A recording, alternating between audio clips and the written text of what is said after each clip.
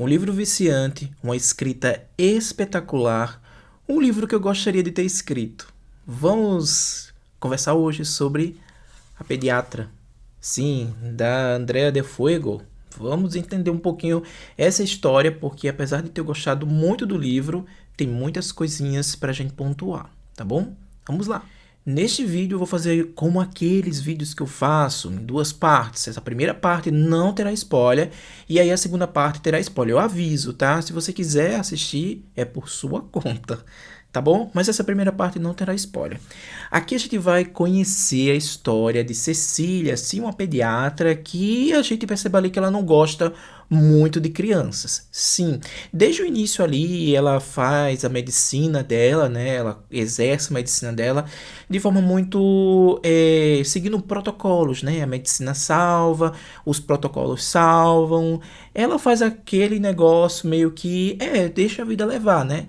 Era uma pessoa bem nesse estilo, deixa a vida levar. Eu tô aqui, me formei em medicina, mas eu estou seguindo protocolos, né?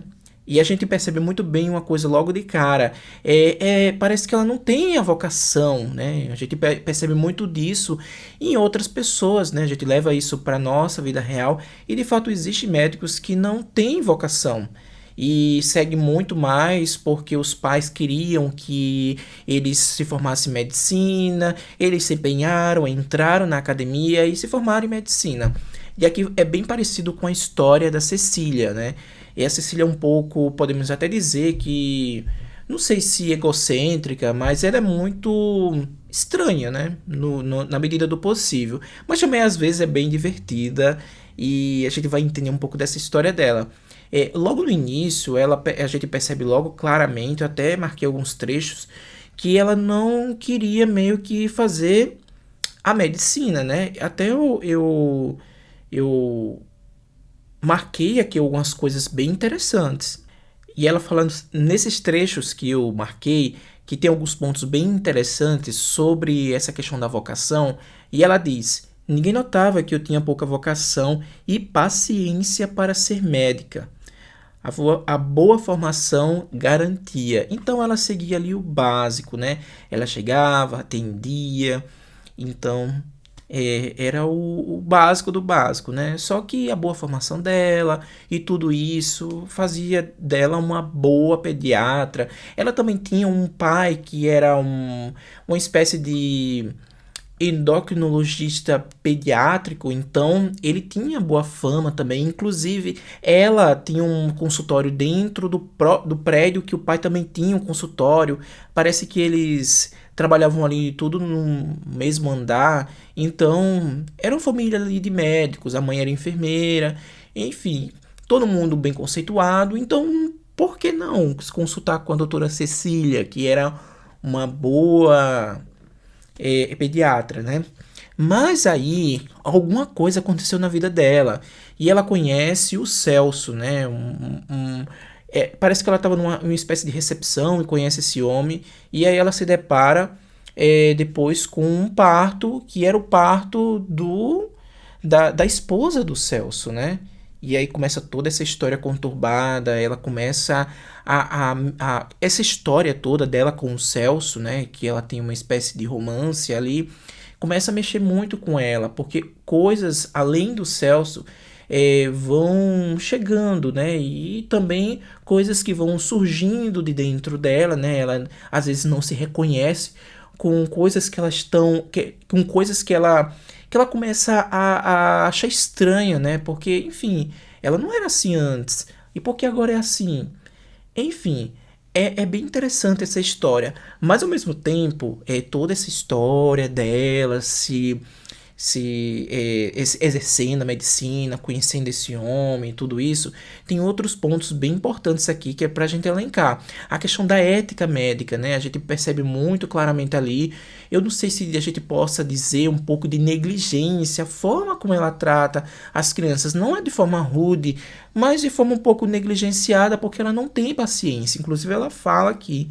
Eu não sei se caracteriza a questão da própria ética, enfim. né? Ética médica, existe muitos porém sobre isso, né? Sobre essa questão da ética, porque é um campo gigantesco, né? E entra inúmeras outras coisas. Então, a Andrea de Fuego trouxe aqui um pontos bem interessante. A questão da maternidade, a questão da ética médica, além do mais, essa questão, né, de exercer a medicina sem de fato você querer, né, e ter essa questão de que muitos, isso acontece com certeza, eu acho que é mais normal do que a gente pensa, de filhos de médicos que não queriam entrar para a carreira médica, mas acaba entrando porque a família já com todos ali médicos, todos da área da saúde, e o pai queria muito que o filho ou a filha fosse, então entra no caminho e dá nisso, né? Dá nisso. Mas calma aí, porque tem mais história. E a próxima história tem spoiler. Então, se você quer, a partir de agora, saber um pouco mais com spoiler, aí é culpa sua, tá? Vamos lá. Então, como eu tinha dito anteriormente, ela disse aqui, até um ponto bem marcante que eu marquei, que ela diz assim: meu caso é comum. Estudei medicina desapaixonada com o pai no Leme. Lembra que eu falei anteriormente que muitos filhos de médicos estudam medicina meio que sem querer, mas vai no embalo, né? Não é diferente de quem cuida de vacas, porque ela fala ali com questão de animais, né? Então tem tudo isso, né? Mas é bem interessante esse ponto em que ela diz, né? Estudei medicina desapaixonada, ou seja, não era a paixão dela. Ela fez isso por causa do pai, né? Mas foi levando, né? Ainda diz assim: a demanda nunca cessa, tem paciente por todo o mundo. Prefiro novos a fazer manutenção dos antigos. Outro ponto também sobre essa questão da ética, eu não sei se entra no caso da ética médica, mas ela prefere. Claro que ela não vai omitir, né? Ou não vai deixar de atender um paciente, mas ela prefere novos, a ter que lidar com atendimentos que já. De pessoas, né? De pacientes que já foram ali, que são recorrentes, né? Que foram pacientes dela. Porque é meio que você percebe ali uma coisa bem interessante, que ela não quer criar laços, né?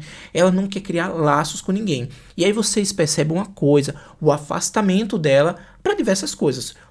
Para os pacientes, porque ela quer atender sempre novos pacientes, não quer criar laços com os antigos, porque como ela já atendeu, ela vai, fulano, eu já conheço você e tal. Ela não quer criar esses laços, né? Segundo, a questão do próprio pai, né? O pai tá ali praticamente no mesmo andar, mas ela passa meses sem ter uma comunicação ali com o pai. Então ela quer meio que tá afastada. Tem seu apartamento, quer viver afastada de todos. A gente percebe esse. Eu não sei nem se seria um pouco de narcisismo da protagonista. Mas a protagonista é uma protagonista bem rica. E uma coisa que muito me chamou neste livro, que por isso que eu disse lá no início que era um livro que eu gostaria de ter escrito, é que a Andrea de Fuego, ela pesquisou muito. Porque pelo que eu vi na formação dela, ela não é da área da saúde, mas, gente, tem muitos detalhes, sabe? Dessa questão da vivência hospitalar, de vários procedimentos hospitalares, de coisas da área da saúde mesmo, termos científicos que praticamente só quem tá ali na área da saúde ou quem vive assim comumente, né, normalmente sabe desses dessas nuances, né? Então eu achei bem interessante a Andrea de Fuego trazer isso. Ela deve ter pesquisado muito profundamente, até ter consultado pessoas da área, né? Isso é bem importante para trazer uma robustez no seu livro. Então, ela conhece o Celso, como eu disse anteriormente, e aí ela tem um caso com o Celso, e aí ela se depara com o parto da esposa do Celso, né? Que nasce ali o Bruninho, que tem meio que complicações ali no início, né? Mas ele fica bem. E aí depois eles vão tendo romance, vão levando esse romance ao longo dos anos. E ele era inclusive de outra cidade, ele acaba vindo, né, para para São Paulo, né, onde a Cecília reside. E teoricamente ele mora ali perto, ela não sabe, perto do apartamento dela. E então eles começam novamente, reacende esse romance. E depois ela fica encantada pelo Bruninho, né? Lembra anteriormente que eu disse a vocês que ela não tem uma ligação muito forte com criança, ela nem gosta de criança, é uma pediatra que não gosta de criança. E aí entra outro tema, né? No caso dela, pediatra, será que o pediatra precisa gostar de criança? Então tem todo essa discussão. Será que o pediatra precisa realmente gostar de criança? Será que o geriatra precisa realmente gostar de idosos? Então tem tudo isso, né? A gente é um outro tema para a gente trazer essa discussão. Só que eu não quero trazer aqui, senão vai ficar muito longo. Mas a Cecília, ela acaba conhecendo o Bruninho já maior, né? Acho que tem uns 2 anos, quando ela vai se reencontrar com esse menino. E aí parece que é amor à primeira vista, né? Podemos até dizer dessa forma, porque ela se encanta com o menino. Ah, é o filho do Celso e tal. E ela começa meio que uma perseguição, indo na escola do menino, dar uma olhada, assediar ali a babá, e aí dar carona à babá. E aquela coisa estranha, né? A gente começa a ficar meio que desconfiado. O que que essa mulher vai fazer? E ela começa a cada vez mais se encantar pelo menino. E aí ela não se reconhece, o que eu tinha dito anteriormente.